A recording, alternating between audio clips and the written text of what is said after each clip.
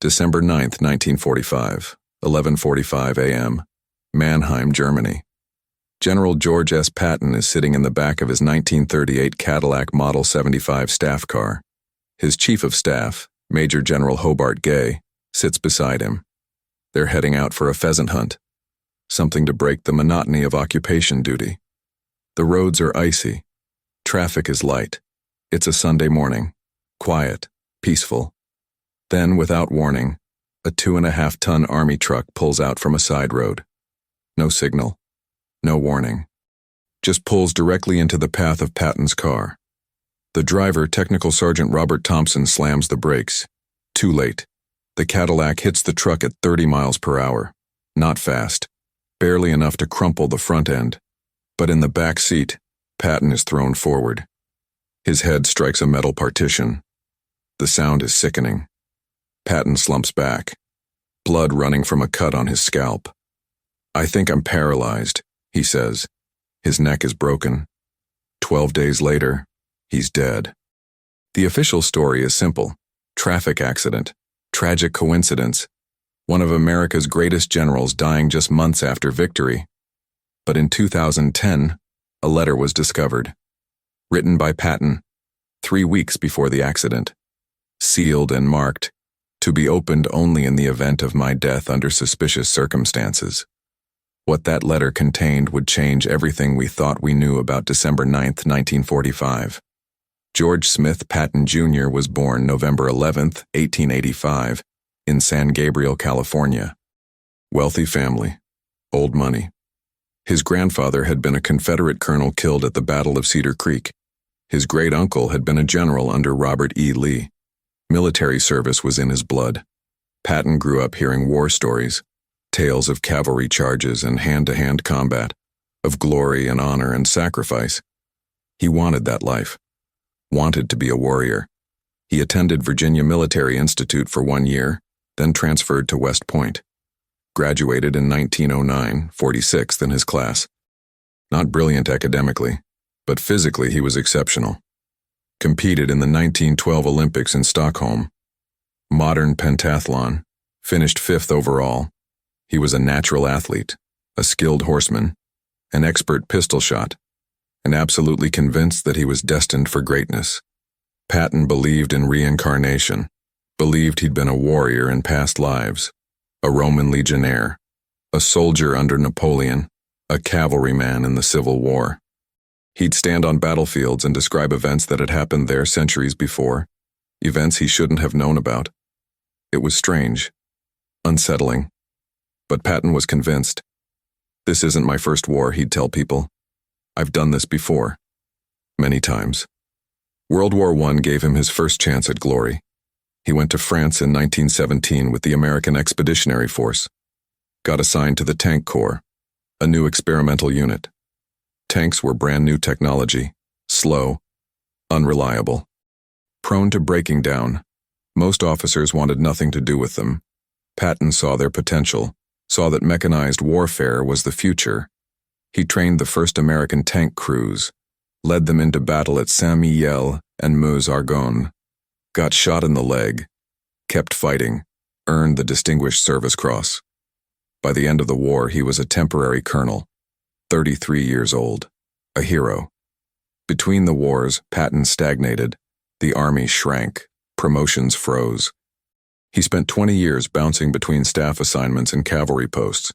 He studied, read every military history book he could find.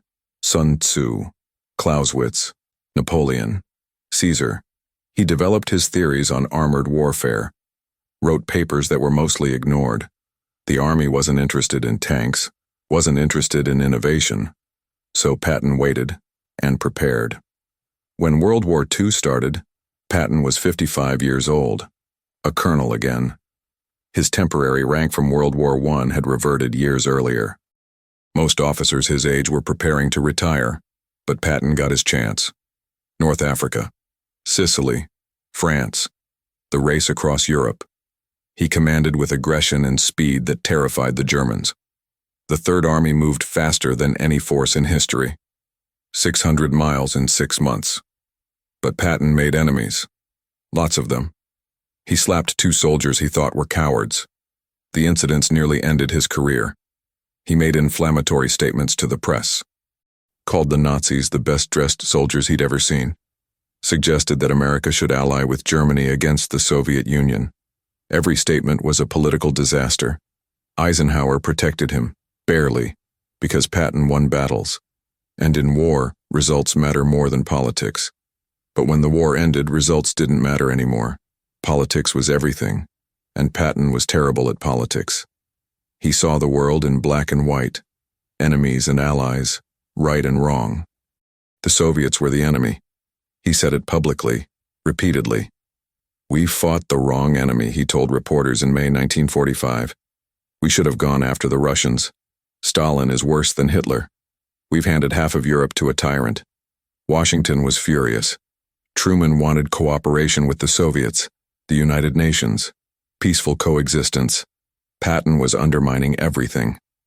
In September 1945, Eisenhower relieved Patton of command, removed him from the Third Army, the force he'd built, the men he'd led to victory, and gave him a meaningless desk job, the 15th Army, a paper command, writing after-action reports.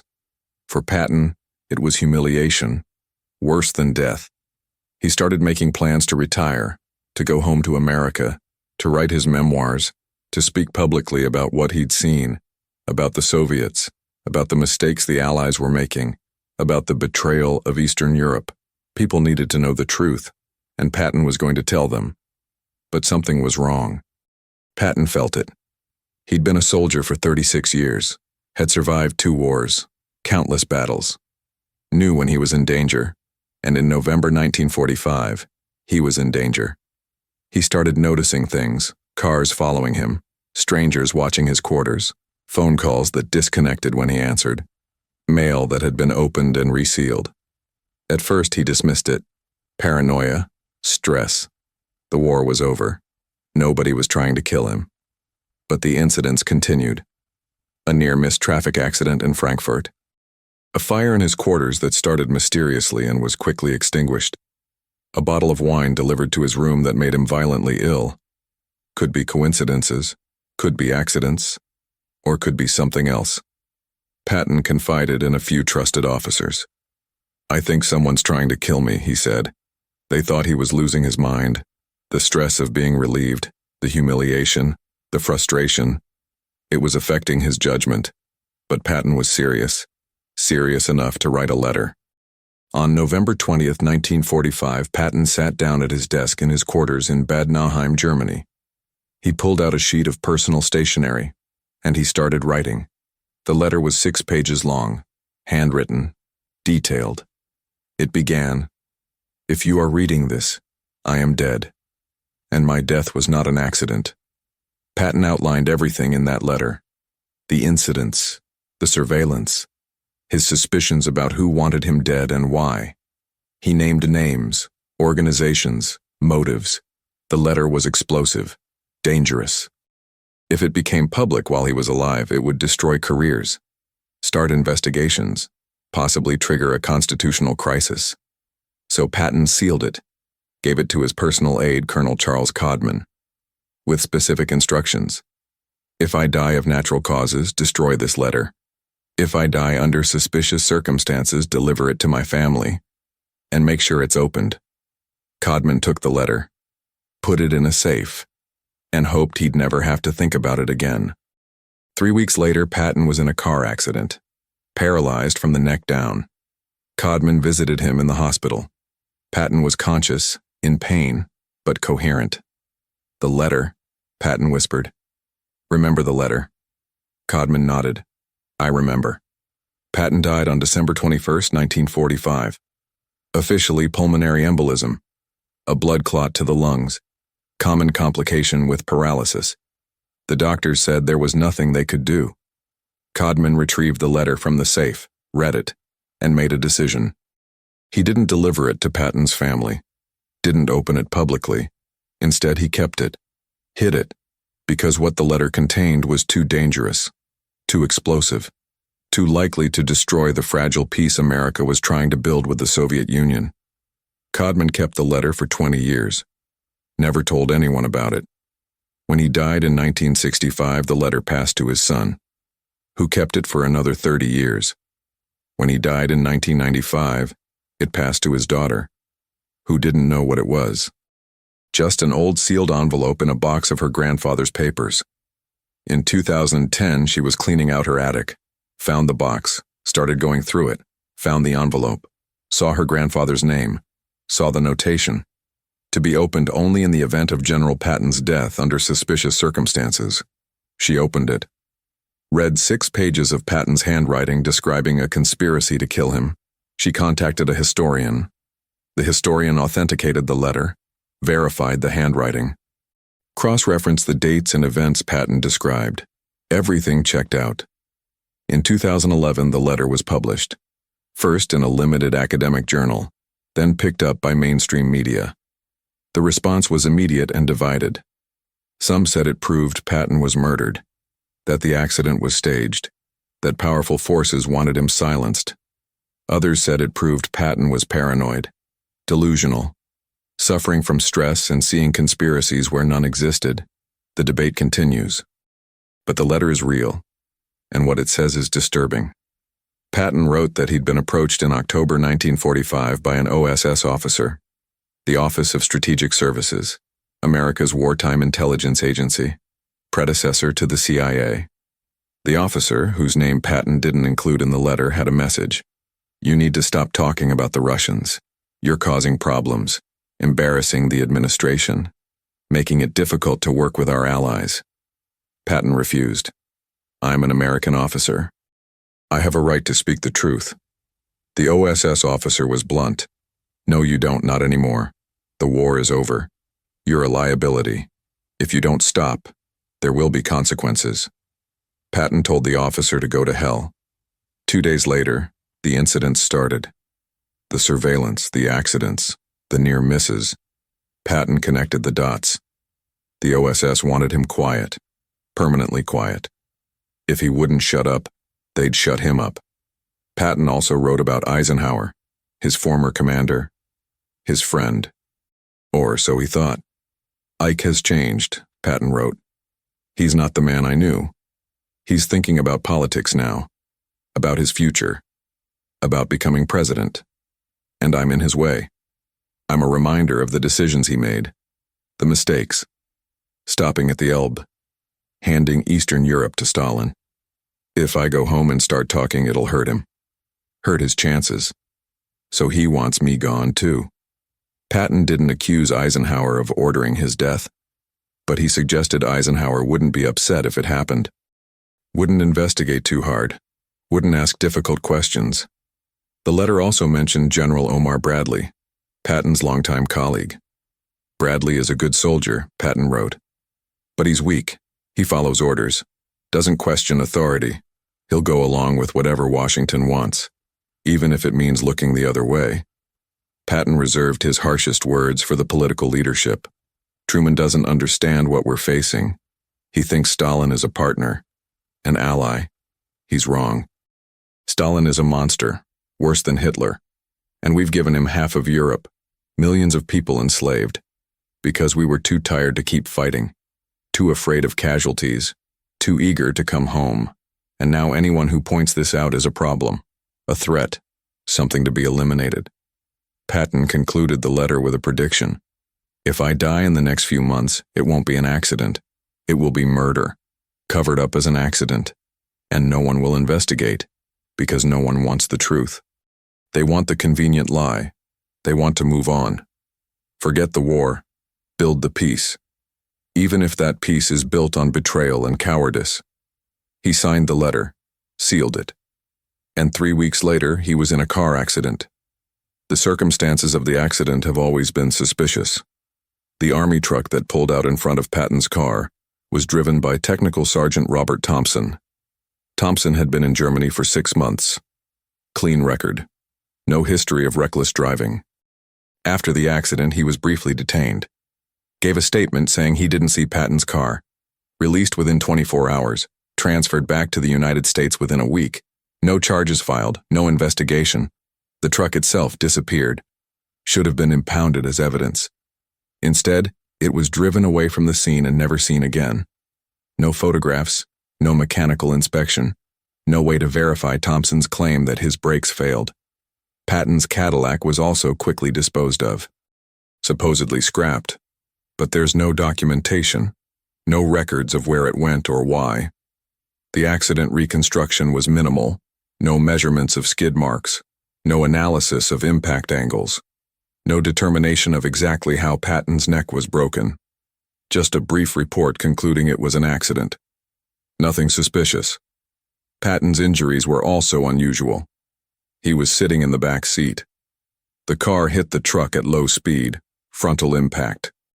The driver and General Gay sitting beside Patton were completely uninjured, not a scratch. But Patton in the back seat suffered a broken neck. How? The official explanation is that he was thrown forward and struck his head on a metal partition between the front and back seats. But physics doesn't support that. At 30 miles per hour with Patton sitting back, the force required to throw him forward hard enough to break his neck would have injured the others too. Unless he wasn't sitting back. Unless he was leaning forward at the moment of impact. Why would he be leaning forward? Some researchers suggest he was pushed, that someone in the car with him pushed him forward at the moment of impact, ensuring his head struck the partition with enough force to break his neck. General Gay was sitting right beside him. Gay would have seen it. But Gay's statement says nothing about anyone pushing Patton. Says Patton was just thrown forward by the impact. Gay remained silent about the accident for the rest of his life, refused interviews, refused to discuss the details, died in 1983 taking whatever he knew to his grave. Drop a comment below and let me know where you're watching this from. Are you somewhere that values the truth? Or somewhere that prefers convenient lies? Then there's Patton's medical treatment. He was taken to the 130th Station Hospital in Heidelberg. Army facility, good doctors, good equipment. His injury was a fracture of the third and fourth cervical vertebrae. Serious, but not immediately fatal. Patients with similar injuries have survived, with proper care. Patton was 60 years old, not young, but strong, healthy. He'd survived worse. The doctors were optimistic. He might recover some function, might even walk again. For 12 days, Patton lingered, paralyzed but conscious, able to talk, able to think. He had visitors. His wife, Beatrice, flew in from America. His daughters came. Fellow officers. He seemed stable, improving even. Then on December 21st, he suddenly deteriorated. Difficulty breathing, blood pressure dropping. The doctors said pulmonary embolism. Blood clot from his legs traveling to his lungs. Nothing they could do. He died at 5:50 p.m. The autopsy was cursory, confirmed pulmonary embolism, but didn't examine other possibilities, didn't test for poisons, didn't investigate whether the embolism was natural or induced. Just accepted the obvious explanation and moved on. Patton was buried 2 days later, December 24, 1945, Christmas Eve, Luxembourg American Cemetery, full military honors. Eisenhower gave the eulogy, called Patton a great soldier, a great friend, a great American. Didn't mention their disagreements, didn't mention Patton being relieved of command, didn't mention the controversial statements, just praised him and moved on. The investigation into his death lasted less than a week. Concluded it was an accident, closed the file, and that was that. America's most famous general dead at 60, and nobody asked hard questions, except Patton had predicted all of it, in his letter, written 3 weeks before the accident. He'd said if he died, it would be covered up as an accident, no real investigation, no hard questions, just a quick conclusion and move on. And that's exactly what happened. Which proves either Patton was incredibly prescient, or he was incredibly paranoid. Or he was right. The letter created a firestorm when it was published in 2011. Patton's descendants demanded a new investigation, wanted the accident reopened, wanted answers. The Army refused. Case closed 66 years ago. No new evidence, no reason to reopen. Historians were divided. Some argued the letter was proof of conspiracy. Patton predicted his death, predicted the cover-up. How could he know unless there really was a plot? Others argued the letter was evidence of paranoia. Patton was under stress, relieved of command, humiliated, seeing threats everywhere. The letter was the product of a troubled mind, not evidence of conspiracy. The OSS angle is particularly interesting. The Office of Strategic Services had the capability to arrange accidents. They'd done it before during the war, killed German officers, sabotaged vehicles, made murders look like accidents. It was part of their mission. After the war, the OSS was dissolved, officially.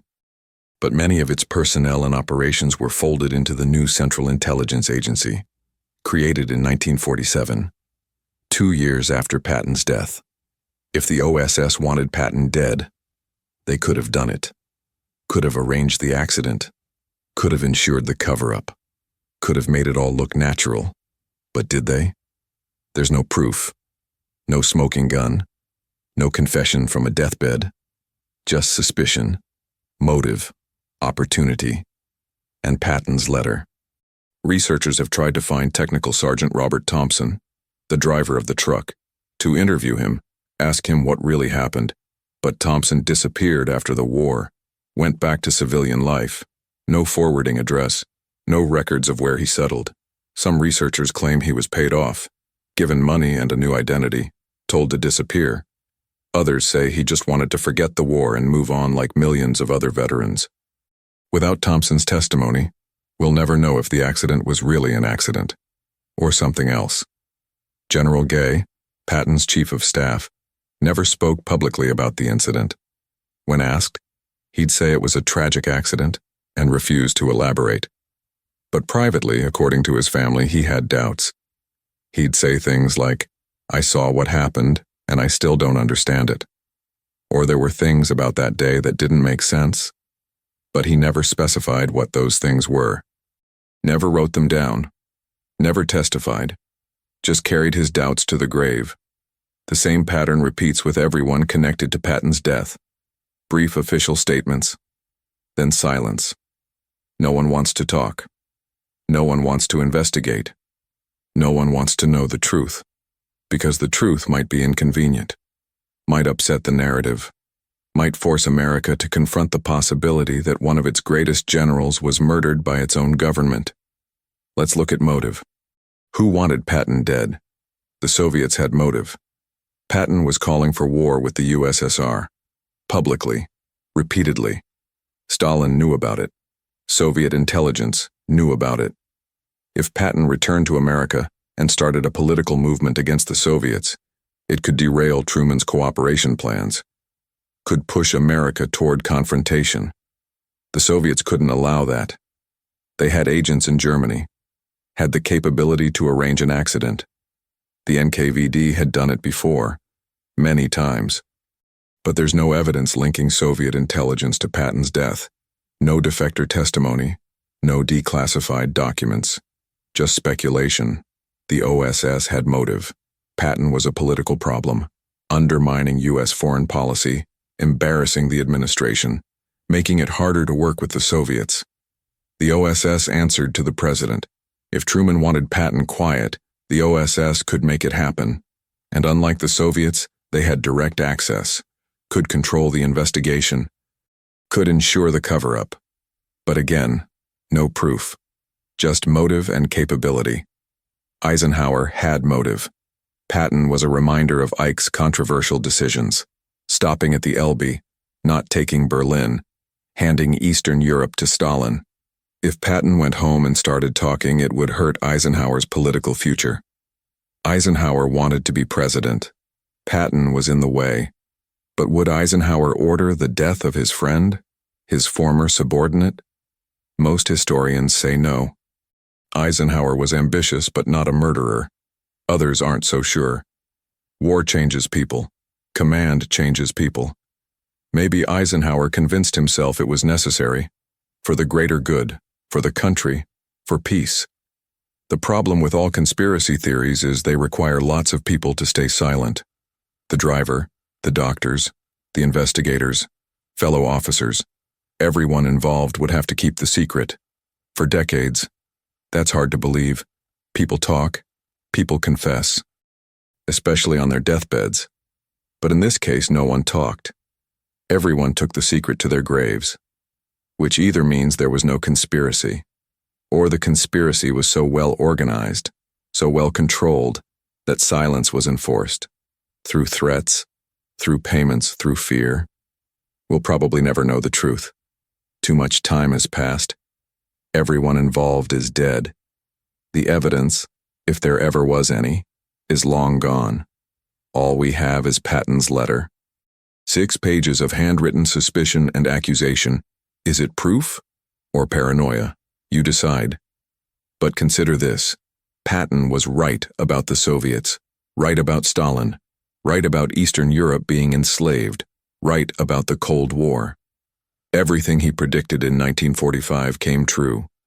He saw what was coming, saw the mistakes being made, saw the betrayal, and he was punished for it, relieved of command, humiliated, silenced. And then, conveniently, he died. 3 months after being relieved. 3 weeks after writing a letter predicting his death. 12 days after an accident that shouldn't have killed him. Maybe it was all coincidence. Or maybe Patton knew exactly what was happening and tried to leave a warning, a message to the future. That truth is dangerous. That speaking out has consequences. That sometimes the enemy isn't the one you're fighting. It's the one you're fighting for. Patton's letter ends with a final paragraph, a message to his family. To anyone reading after his death, "Don't mourn me," he wrote. "I've lived the life I wanted, fought the battles I needed to fight. If they kill me, it's because I wouldn't shut up, wouldn't compromise, wouldn't accept lies as truth. I regret nothing, except that I won't be there to see the reckoning, because it's coming.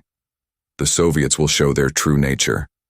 The mistakes of 1945 will become obvious, and the men who silenced me will have to answer for what they've done. Not to me, to history." That's powerful, prophetic even, because Patton was right. The reckoning came.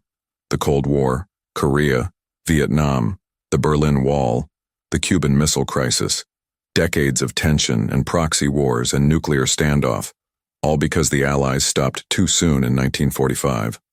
All because they trusted Stalin. All because they ignored the warnings. Patton's warnings. And Patton didn't live to see any of it. Died 3 months after the war ended. Buried on Christmas Eve 1945. While the world celebrated peace. While everyone pretended the hard choices hadn't been made. The betrayals hadn't happened. The mistakes hadn't been fatal. Patton knew better. And maybe that's why he had to die. Because men who know the truth are dangerous. Men who won't compromise are threats. Men who see clearly when everyone else is blind are liabilities. In war, Patton was invaluable. In peace, he was expendable. The letter proves one thing definitively. Patton knew he was in danger. Knew someone wanted him dead. Whether he was right or paranoid doesn't change that fact. He believed it. Believed it enough to write it down. To create a record. To try to warn people. And 3 weeks later, he was dead. That's not proof of murder. But it's not proof of accident either. It's proof that Patton, one of the most successful generals in American history, died under circumstances he predicted. Circumstances he warned about. Circumstances that were never properly investigated. And that should bother us. Should make us ask questions. Should make us wonder what really happened on that road in Mannheim. On that quiet Sunday morning, when a truck pulled out, and America's most famous general broke his neck in a low-speed collision. That killed him, but left everyone else unharmed. Maybe it was just bad luck, tragic coincidence, the universe's cruel sense of timing, or maybe Patton's letter was right. Maybe he was murdered. Maybe powerful forces wanted him silenced. Maybe the truth died with him on December 21st, 1945, and maybe we'll never know for sure. Because the people who know are dead. The evidence is gone, and all we have left is a letter. 6 pages, handwritten, sealed for 65 years, warning us that sometimes the most dangerous thing you can do is tell the truth.